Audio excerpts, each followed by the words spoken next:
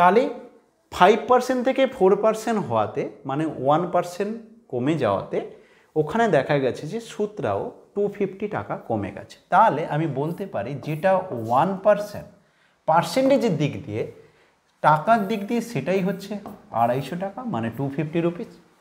আমরা জানি যেটা আমাদের প্রিন্সিপাল মানে আসল সেটা হচ্ছে সবসময় 100%। তাহলে 1% যদি এটা হয়, একটা শূন্য বাড়ালে 10% মানে হবে 2500। 100% আমাদের ডিমান্ড, 100%টা লাগবে, তো 100% মানে আর একটা শূন্য বাড়াবো, তো এটা হবে আমাদের আনসার, মানে অপশন বি হচ্ছে রাইট আনসার। তাহলে এই কোশ্চেনের আনসার হচ্ছে অপশন বি। আমরা যদি পুরো ফর্মুলা দিয়ে করতে যাই সময় নষ্ট হবে, দেখা যাবে যে এই মুহূর্তে ওদের ক্ষেত্রে অনেকটা চাপের। তো মাত্র 15 নাম্বার আছে, খুবই লিমিটেড সিলেবাস। কেউ যদি একটু মন দিয়ে পড়ে আরামসে 15-15ই তুলতে পারবে, সে যতই খারাপ হোক, এইটুকু আমি বলতে পারি। চলো নেক্সট কোশ্চেনে চলে যাই। সেকেন্ড কোশ্চেন কি দিয়েছে? সেকেন্ড কোশ্চেনে আমাদের বলছে, আমরা সকলেই জানি আমাদের ওয়েস্ট বেঙ্গলে একটা দুঃখজনক ঘটনা ঘটে গেছে যে প্রায় 26,000 টিচার এবং গ্রুপ সি গ্রুপ ডি কর্মী এদের চাকরি চলে গেছে, এবং দেখা গেছে যে এই চাকরিটা চলে যাওয়াতে তার মধ্যে সবাইকে প্রায় নতুন করে পরীক্ষা দিতে হবে। তো আমি এইসব তর্ক বিতর্কে না গিয়ে ডিরেক্ট যে কথাটা বলতে চাইছি যে এটা যেমন কিছু মানুষের ক্ষেত্রে অনেকটা খারাপ হয়েছে, তেমনি আবার যারা 10 বছর ধরে অপেক্ষা করছে যে ওয়েস্ট বেঙ্গলের কোনো একটা স্কুল সার্ভিস এক্সামের মাধ্যমে সেখানে গ্রুপ সি হোক বা গ্রুপ ডি হোক বা আমাদের স্কুলের টিচার হোক, যে কোনো একটা পোস্টে চাকরি করার জন্য 10 বছর ধরে অনেক স্টুডেন্ট, অনেক ভালো ভালো স্টুডেন্ট স্বপ্ন দেখছে এবং দেখে চলেছে। তো তাদের ক্ষেত্রে এই পরীক্ষাটা আবার যখন নতুন করে হবে বলছে, সেটা তাদের ক্ষেত্রে একটা আনন্দের খবর যে মিনিমাম আমরা একটা পরীক্ষা দিতে পারবো। কারণ এতদিন ধরে অনেক অপেক্ষা করার পরেও অনেকে এই সুযোগটাই পাচ্ছিল না। তো যারা এই পরীক্ষাটা দিতে যাবে তাদের ক্ষেত্রে দেখা যাচ্ছে গ্রুপ সি গ্রুপ ডির এক্সাম দেওয়ার জন্য প্রায় যে সমস্ত ক্যান্ডিডেটরা ফর্ম ফিল আপ করবে তাদের প্রায় 30+ এজ, প্রায় জনের। খুবই কম স্টুডেন্ট আছে যাদের এজ হবে 30 নিচে। দেখা যাচ্ছে বেশিরভাগ জনই 30+ এজ। অনেক ক্যান্ডিডেট পরীক্ষা দেবে, সিট সেই তুলনায় অনেকই কম, কিন্তু কম্পিটিশন তো করতেই হবে। এবার দেখা যাচ্ছে 30+ স্টুডেন্ট যাদের এজ 30+, সেই সমস্ত স্টুডেন্টদের ক্ষেত্রে এখন ম্যাথটাকে আবার নতুন করে শেখা বা একদম ডিটেলসে আগে যেমন পড়েছে ওইভাবে জানা অনেকটা কঠিন ব্যাপার। যারা মোটামুটি চাকরি পরীক্ষার সাথে যুক্ত আছে তারা তো একটু আধটু জানে, কিন্তু যে সমস্ত স্টুডেন্টরা অনেক দিন টাচ ছিল না বা যারা অলরেডি গ্রুপ সি গ্রুপ ডির কর্মী ছিল কিন্তু তাদের আবার নতুন করে এক্সাম দিতে হবে, অনেক দিন তারা কিন্তু এইসব টাচে নেই। তো তাদের ক্ষেত্রে এখন ম্যাথ কিভাবে করবে যাতে ম্যাথে 15-র মধ্যে 15ই পুরো তুলে নিতে পারে। তো আজকের ক্লাসে আমি মেনলি এটাই দেখাতে চাইছি যে তুমি ম্যাথগুলোকে কিভাবে করবে, যাতে কিভাবে বাড়িতে এই অল্প টাইমের মধ্যে প্রিপারেশান নেবে যাতে ম্যাথ থেকে পুরো 15-র 15 তুলতে পারো। চলো আজকের ক্লাসে এটা নিয়েই আমার কাজ হবে। আমি গ্রুপ ডি এবং গ্রুপ সি থেকে মোট 5টা কোশ্চেন তুলে নিয়েছি, সেই 5টা কোশ্চেনই এই ক্লাসে দেখাবো। প্রথম কোশ্চেনটা গ্রুপ ডি থেকে নেওয়া হয়েছে। গ্রুপ ডিতে কোশ্চেনটা এসেছিল যে সুদের হার 5% থেকে যদি কমে 4% হয়, পার্সেন্টেজ 1% কমে গেছে, বলছে যে ব্যক্তির প্রাপ্য বার্ষিক সুদ 250 টাকা কমে যায়। তাহলে 5% থেকে 4% হওয়াতে মানে 1% কমে যাওয়াতে ওখানে দেখা গেছে যে সুদটাও 250 টাকা কমে গেছে। তাহলে আমি বলতে পারি যেটা 1% পার্সেন্টেজের দিক দিয়ে টাকার দিক দিয়ে সেটাই হচ্ছে 250 টাকা মানে 250 রুপিস। আমরা জানি যেটা আমাদের প্রিন্সিপাল মানে আসল সেটা হচ্ছে সবসময় 100%। তাহলে 1% যদি এটা হয়, একটা শূন্য বাড়ালে 10% মানে হবে 2500। 100% আমাদের ডিমান্ড, 100%টা লাগবে, তো 100% মানে আর একটা শূন্য বাড়াবো, তো এটা হবে আমাদের আনসার, মানে অপশন বি হচ্ছে রাইট আনসার। তাহলে এই কোশ্চেনের আনসার হচ্ছে অপশন বি। আমরা যদি পুরো ফর্মুলা দিয়ে করতে যাই সময় নষ্ট হবে, দেখা যাবে যে এই মুহূর্তে ওদের ক্ষেত্রে অনেকটা চাপের। তো মাত্র 15 নাম্বার আছে, খুবই লিমিটেড সিলেবাস। কেউ যদি একটু মন দিয়ে পড়ে আরামসে 15-15ই তুলতে পারবে, সে যতই খারাপ হোক, এইটুকু আমি বলতে পারি। চলো নেক্সট কোশ্চেনে চলে যাই। সেকেন্ড কোশ্চেন কি দিয়েছে? সেকেন্ড কোশ্চেনে আমাদের বলছে যে একটি বর্গক্ষেত্রের, এটাও গ্রুপ ডি থেকেই নেওয়া কোশ্চেন, একটি বর্গক্ষেত্রের প্রতিটা বাহু 10% বৃদ্ধি করলে ক্ষেত্রফলের শতকরা কত বৃদ্ধি পাবে?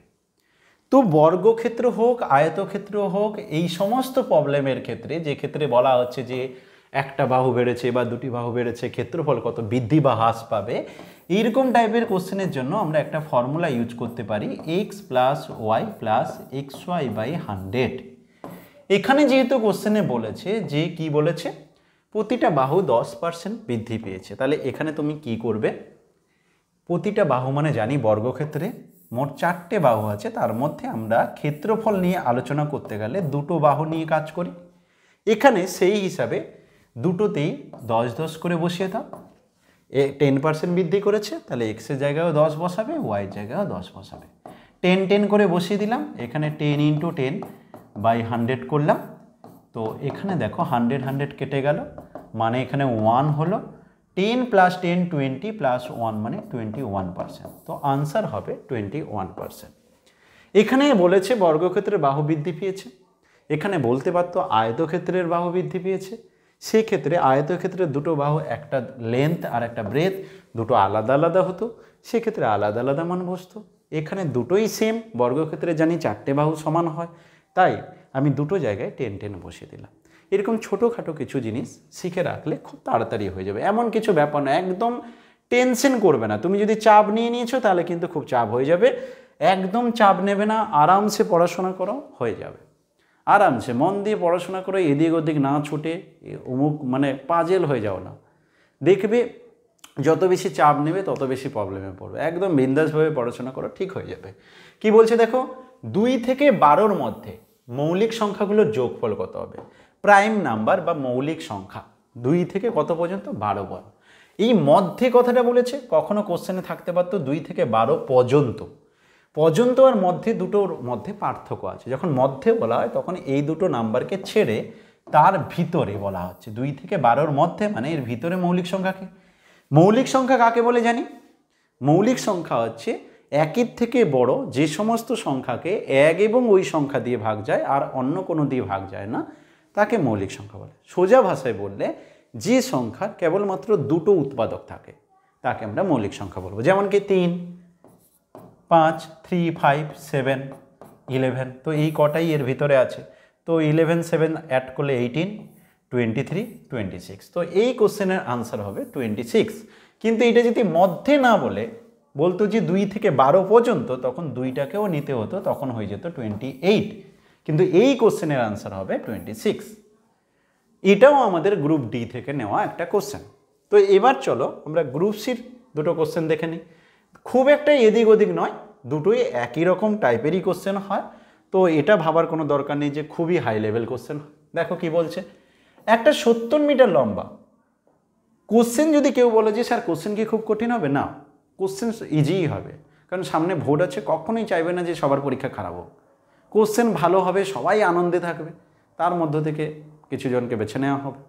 এখন বাকি কি হবে না হবে আমরা জানি না, আমাদের টার্গেট হবে একটা সিটের জন্য, তাই আমরা আমার জায়গাটা ভালো রাখার জন্য ভালো করে পড়ব, ঠিক আছে? তো বলছে কি, একটা 70 মিটার লম্বা ট্রেন ঘন্টায় 75 কিমি বেগে 105 মিটার লম্বা একটা ব্রিজকে ক্রস করছে। সবসময় মাথায় রাখবে যে যদি বলা হয় একটা ট্রেন একটা ব্রিজকে ক্রস করছে, বড় কোনো জিনিসকে যদি ক্রস করে এটা বলে, তার মানেটা কি? আমি তোমাকে যদি একটু ভালো করে ছবি দিয়ে দেখাই তাহলে বোঝার চেষ্টা করো।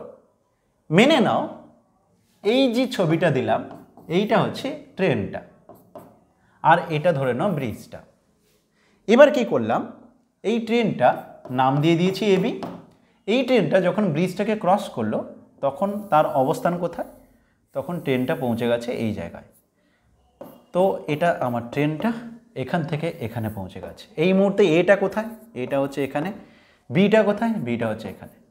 তুমি যদি ভালো করে দেখো, ব্রিজটাকে ক্রস করার আগের অবস্থা এ ছিল এখানে, ব্রিজটাকে ক্রস করার পরে এর অবস্থান হচ্ছে এখানে। তার মানে যদি ভালো করে লক্ষ্য করো যে একটা ট্রেন যখন একটা ব্রিজকে ক্রস করছে, তার মানে সে ব্রিজের লেন্থ আর ট্রেনের লেন্থ, দুটোর লেন্থকে ক্রস করছে। এই জন্য যখনই দেখবে যে কোনো বড় জিনিসকে ক্রস করছে তখন দূরত্বের জায়গায় এস ইকুয়াল টু ভিটি নামে একটা ফর্মুলাই এই চ্যাপ্টারে পড়বো। ভিটি মনে রাখবে কিভাবে, ভিটামিন থেকে ভিটি কথাটা মনে রাখবে, এস ইকুয়াল টু ভিটি। এই একটা ফর্মুলা শিখবো, এই ফর্মুলাতে আমরা যা যা বলবে সেগুলো বসাবো। তাহলে এখানে দূরত্বটা কী হবে, যখনই কোনো বড় জিনিসকে ক্রস করবে তখন দূরত্বের জায়গায় সবসময় ট্রেনের দৈর্ঘ্য আর ওই যে জিনিসটা দেওয়া থাকবে তার দৈর্ঘ্য। তাহলে এখানে কি বলেছে, এখানে বলেছে 70 মিটার লম্বা ট্রেন ঘন্টায় 75 কিমি বেগে 175 মিটার লম্বা একটা ব্রিজকে ক্রস করেছে। তাহলে তোমার এসের জায়গায় কি বসাবে, এসের জায়গায় তুমি বসাবে এস ইকুয়াল টু ভিটি, এসের জায়গায় বসাবে 70 প্লাস ব্রিজের লেন্থ হলো, এটা হচ্ছে মিটারে। এবার ভেলোসিটি কত দিয়েছে, বলছে কি যে ট্রেনটা 75 কিমি বেগে ঘন্টায় 75 কিমি, এগুলো সব মিটারে আছে। মাথায় রেখো এই সমস্ত প্রবলেম করতে গেলে সবার এককটা কিন্তু একই রাখতে হবে, একক আলাদা করে করা যাবে না। মানে যদি প্রবলেমটা করি সব মিটার সেকেন্ডে রাখবো বা কিলোমিটার ঘন্টায় রাখবো। তো এখানে এটা দেওয়া আছে, স্পিডটা দিয়েছে কিলোমিটার ঘন্টায়, তো আমি আগে লিখে নেব 75, কিন্তু কিলোমিটার ঘন্টা থেকে মিটার পার সেকেন্ড, কিলোমিটার ঘন্টা থেকে যদি মিটার পার সেকেন্ডে আমরা যাই তাহলে আমরা সব সময় 5/18 মাল্টিপ্লাই করব। যদি ছোট এককে যাই, এই এককটা হচ্ছে এই দুটো, কিলোমিটার ঘন্টা আমরা বলি বড় একক, মিটার সেকেন্ড হচ্ছে ছোট একক, দুটো নাম্বার দিয়ে আমাদের মাল্টিপ্লাই করতে হয়, কখনো 18/5, কখনো 5/18। 5/18টা জানো ছোট নাম্বার, যদি ছোট এককে যেতে হয় তাহলে ছোট নাম্বার দিয়ে মাল্টিপ্লাই করব। যদি বড় এককে যেতে হয় মানে মিটার পার সেকেন্ড থেকে যদি কিলোমিটার প্রতি ঘন্টায় আসতাম তাহলে বড়টা দিয়ে মাল্টিপ্লাই করতাম। তাহলে এখানে কি মাল্টিপ্লাই করব, ছোটোতে যাচ্ছি তাই ছোটোটা দিয়ে মাল্টিপ্লাই করব, মানে আমি মিটার পার সেকেন্ডে এটাকে কনভার্ট করে নিলাম। এর সাথে টাইম কে দেওয়া আছে, টাইমটা আমার জানা নেই, ওটাই আমাকে এখানে বের করতে হবে। বেশ, তাহলে এদিকে কি পাচ্ছ বলো, এই দুটো যোগ করে দিলে পেয়ে যাচ্ছ 175, ওদিকে পাচ্ছ 75 × 5/18 × t। চাইলে এদিকে নিতে পারো বা সমান চিহ্নের উপরে উপরে কাটতে পারো। 25 × 3 = 75, 25 × 7 = 175। এবার নেক্সট যেটা কাটতে পারো, আর কিছু কাটবে, তাহলে মাল্টিপ্লাই এদিকে আমি নিয়ে নিচ্ছি সব নাম্বারগুলো। 3, 5, এখানে 3, 6, 18 হচ্ছে, তাহলে তোমার দাঁড়াচ্ছে 42/5। 42/5 মানে কোনটা হচ্ছে, 42/5 মানে এটা হচ্ছে অ্যান্সার, 8.2/5 সেকেন্ড। তাহলে কি করলাম, হয় তুমি সবকে এদিকে নিয়ে নাও আর না হলে তুমি কাটাকাটি করো। আমি কাটলাম পুরো ডিরেক্ট, তুমি ডিরেক্ট না পারলে 25 দিয়ে কাটবে, ছোট ছোট পার্টে করে কেটে রেজাল্ট করবে। তো দাঁড়াচ্ছে তোমার 42/5 সেকেন্ড, এটা হচ্ছে এই কোশ্চেনের আনসার। ঠিক আছে, তাহলে কি বললাম, এস ইকুয়াল টু ভিটি, এসটা এখানে কখন বসাবো, দুটোর যোগফল, ট্রেনের লেন্থ আর ব্রিজের, যখন বড় কোনো কে, যেমন ব্রিজের লেন্থ দেওয়া আছে, কিন্তু এটা যদি কোনো সূক্ষ্ম কোনো মানুষকে ক্রস করতো বা কোনো দেখা গেল যে কোনো সিগন্যালকে ক্রস করতো, কোনো সূক্ষ্ম জিনিসকে ক্রস করলে তখন শুধুমাত্র ট্রেনের লেন্থটা এখানে লিখতাম। যখন একটা প্রবলেম করবে তার সাথে সাথে অন্য প্রবলেমগুলো, এই রিলেটেড প্রবলেমগুলো দেখে রাখবে, তাহলে কি হবে, পড়াটা কমপ্লিটভাবে হবে। যেমন আমি লাস্ট প্রবলেমটা ওই রকমভাবে দেখানোর চেষ্টা করছি। কি বলছে দেখো, 4 জন লোক 12 দিনে, বলছে 4 জন লোক 12 দিনে একটা টিউবওয়েল বসাতে পারে। যদি 8 দিনে টিউবওয়েলটি বসাতে হয় তবে অতিরিক্ত আর কতজন লোক লাগবে, অতিরিক্ত আর কতজন লোক লাগবে, কোশ্চেনের ভাষাগুলো পড়বে। প্রথম দেখো, এমনি ঐকিক নিয়মে করা যায়, কিন্তু ঐকিক নিয়মে করতে গিয়ে অনেক স্টুডেন্ট ভুল করে ফেলে, তাই আমি কি করব, একটা ফর্মুলা শিখিয়ে দেবো। M1T1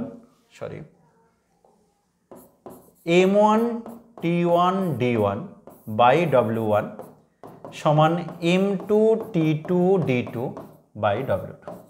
এটা কোনটা কি বোঝাচ্ছে বলে দিই। এখানে আমি M1 মানে ম্যান, কতজন লোক, T1 মানে একদিনে কত ঘন্টা কাজ করছে, এখানে কোনো সেরকম দেওয়া নেই তাই এটা লেখার দরকার নেই, T1 T2টাকে তুলে দিতে পারো।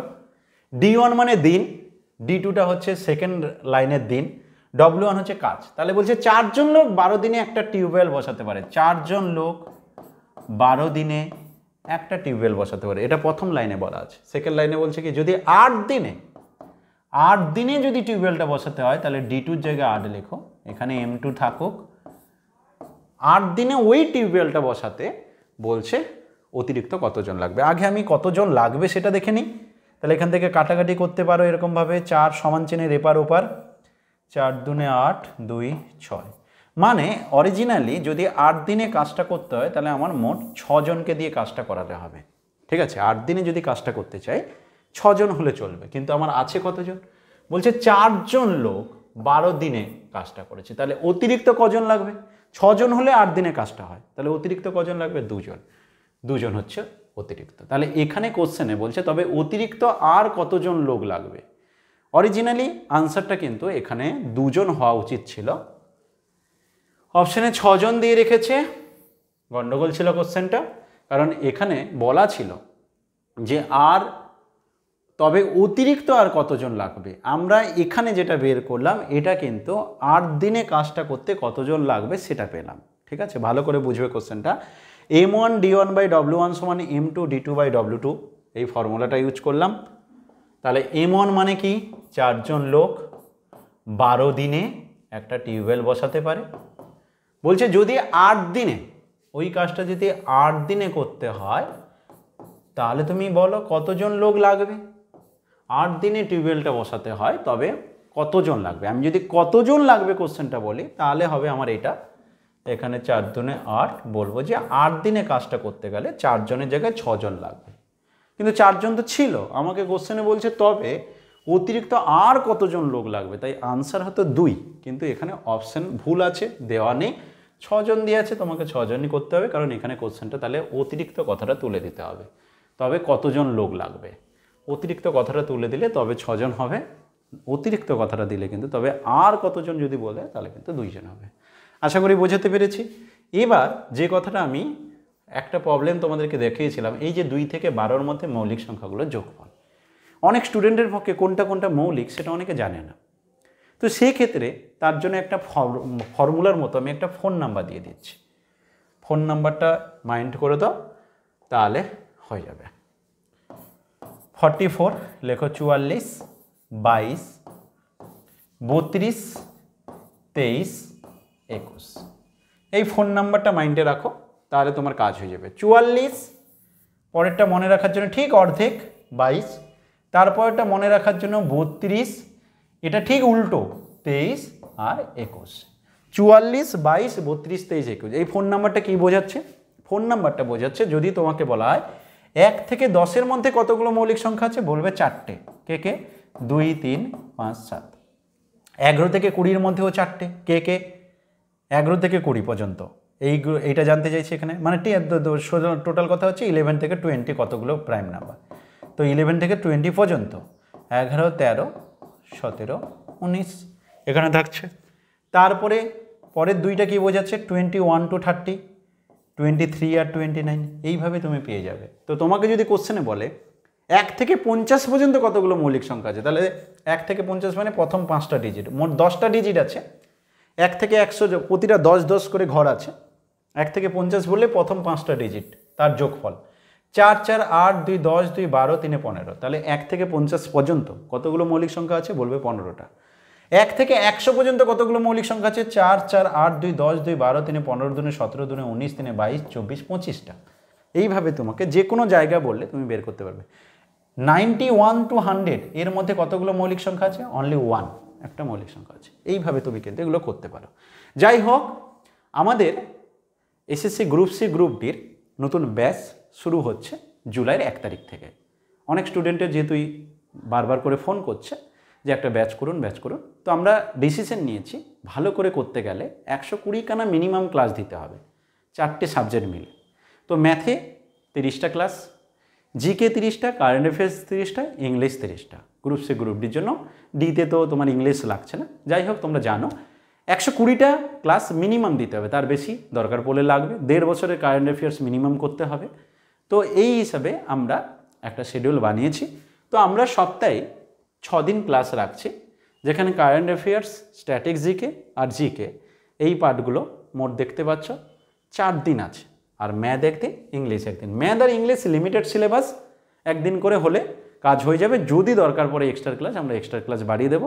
এখনও যেহেতু এক্সামের ডেট কোনো বলা নেই, তাই আপাতত এটা দিয়ে আমরা ক্লাস শুরু করব। ক্লাস দরকার পড়লে বাড়িয়ে দেবো। আমাদের টার্গেট কিন্তু মিনিমাম 120খানা ক্লাস, 120খানা ক্লাস দেবো আমরা। এটা পেমেন্ট ডিটেলস অলরেডি গ্রুপগুলোতে দেওয়া হয়ে গেছে।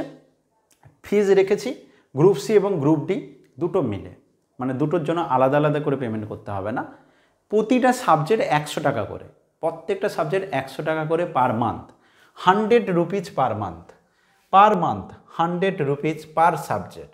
তুমি যদি ম্যাথ নাও অনলি 100 টাকা পেমেন্ট করবে পার মান্থ। যদি 2 মাস 3 মাস 4 মাস যা ক্লাস হবে 100 টাকা করে। ইংলিশ নিলে 100 রুপিজ করে পার মান্থ, জিকে নিলেও তাই, কারেন্ট অ্যাফেয়ার্স নিলেও তাই। আশা করি বোঝাতে পেরেছি।